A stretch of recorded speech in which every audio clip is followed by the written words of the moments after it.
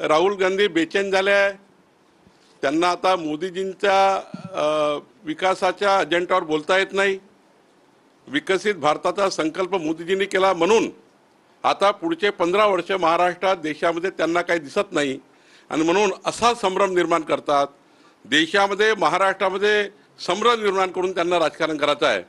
पण आत्ताची जनता संभ्रमावर जगत नाही, विकासावर का मतं येतं आणि त्यामुळे आम्ही आमचं पार्टी माननीय मोदीजी, आमचे देवेंद्रजी, आम्ही सर्व विकासाच्या मुद्द्यावर लोकांकडे जातो आहे आणि मला विश्वास आहे की राहुल गांधी ह्या ज्या अजूनही हे या पराभवाच्या गळत छायातून निघत नाही तोपर्यंत त्यांची ते पार्टी वाढवू शकत नाही असं मला वाटतं। त्यांनी 5 टप्पे सांगितले। पहिला टप्पा निवडणूक आयोगावर आयुक्त बसवणं आणि शेवटला टप्पा 5वा मध्ये पुरावे लपवणं। म्हणजे तुम्ही पुरावे लपवताय असं निवडणूक आयोगाचे जे काही मुख्य निवडणूक आयुक्त असतं ते त्याचा कार्यकाळ संपला की पुन्हा नवीन नियुक्ती होतं, त्यामध्ये काही नवीन नाही आहे।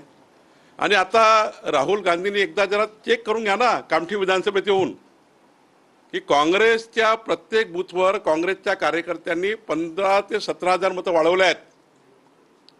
तुम्ही काँग्रेसच्या कुठल्याही नेत्याचं स्टेटमेंट घ्या कामठी विधानसभेचं, घेतलं पाहिजे आणि मग बोललं पाहिजे। आपण आता आव्हान पण दिलं होतं की राहुल गांधींनी इथे येऊन लढवून दाखवा। नाही, मी असं म्हटलं की राहुल गांधींनी कामठीमध्ये येऊन जरा चेक करावं की सातत्यानं कामठी विधानसभा 99 ते 2024 मताची वाढ म्हणजे 2,02,000 मतं 1999ला होते कामठी विधानसभेत। 2,02,000 मतावरनं कामठी विधानसभा ही 5,34,000 मतावर गेली आहे 24 वर्षात। त्यामुळं विधानसभा कामठीचे मतदान वाढलेलं आहे, तिथे जाणारे लोक वाढलेले आहे, सबर्बन एरिया तयार झाला आहे। नगरपंचायती किती झाल्या आहेत? बेसा नगरपंचायत, बहादुरा नगरपंचायत, बिळगाव नगरपंचायत, येरखेडा नगरपंचायत, महादुला नगरपंचायत, हुडकेश्वर नरसाळा शहरी भाग हा जर विचार केला तर मोठ्या प्रमाणावर इथे सबर्बन एरिया तयार झाला आहे। त्यामुळे ते राहुल गांधीला कळत नाही। दोन्ही ठाकरे एकत्र येण्याची चर्चा सुरू आहे। आज सामनाच्या मुखपृष्ठावर दोन्ही ठाकरेंचा फोटो सुद्धा छापलेला आहे। जनतेच्या मनात आहे तेच होईल असं मी परवाही म्हटलं की माननीय राज ठाकरेजी, माननीय उद्धव ठाकरेजी यांनी एकत्र आल्यावरही त्यांनी त्यांची लढाई लढण्याकरता त्यांना उभा आहे।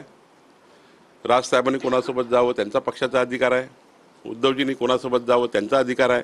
भारतीय जनता पार्टीला काय औचित्य आहे आणि मला वाटतं आम्हाला औचित्य नाही आहे आणि मतदाराला यामध्ये फार रस नाही आहे।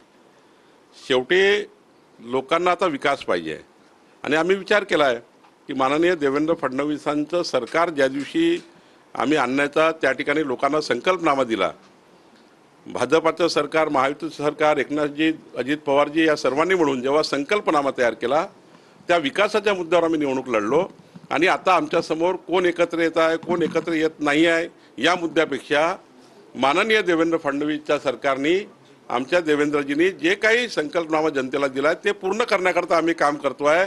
आम्हाला इतर गोष्टीत काही रस नाही।